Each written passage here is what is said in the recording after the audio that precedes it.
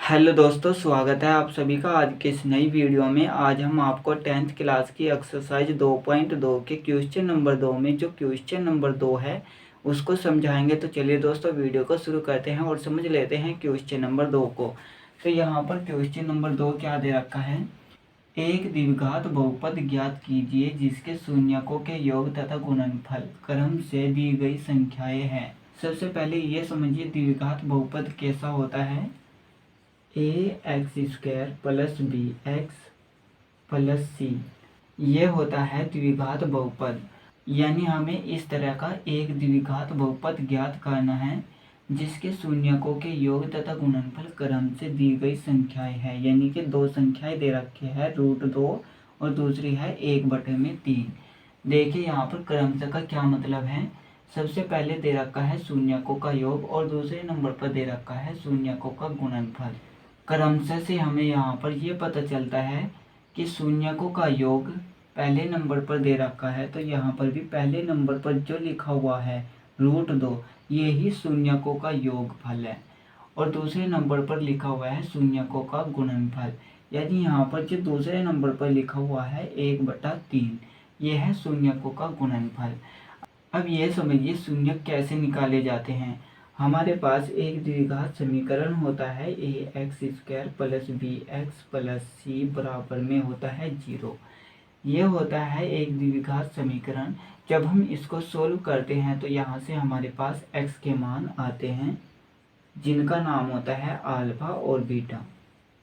ठीक है, यानी x के दो मान निकल कर आएंगे इस द्विघात समीकरण से जिसका नाम दे दिया अल्फा और बीटा।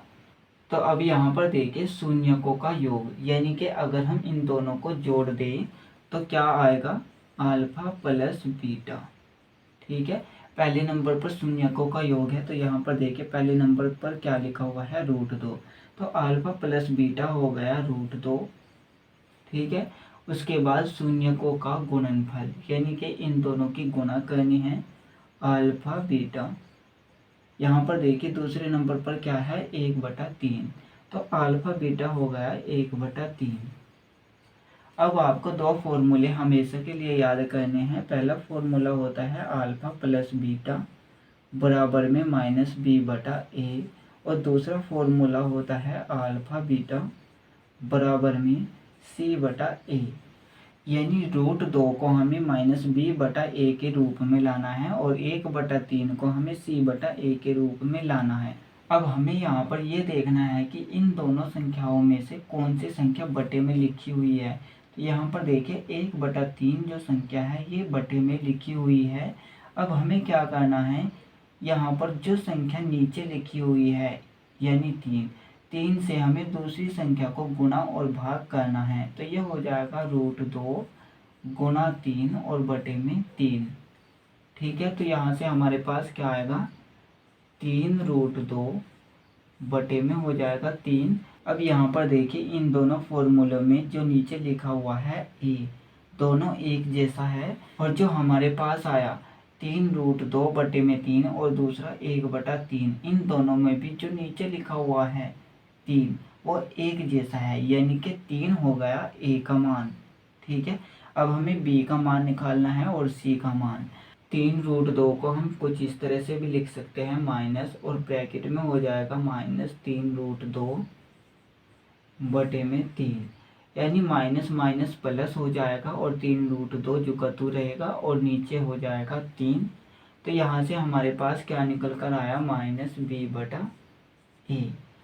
क्योंकि माइनस फॉर्मूले के अंदर है और b का मान हो गया -3√2। ठीक है, अब हमें c का मान निकालना है। यहाँ पर देखिए c प्लस में है और यहाँ पर भी एक प्लस में है, तो ये हो गया c/a। अब हमें यहाँ से a, b और c के मान निकाल लेने हैं। a का मान क्या आया हमारे पास, देखिए a बराबर में क्या है 3 और यहाँ पर भी a बराबर में 3 है, तो a का मान हो गया 3।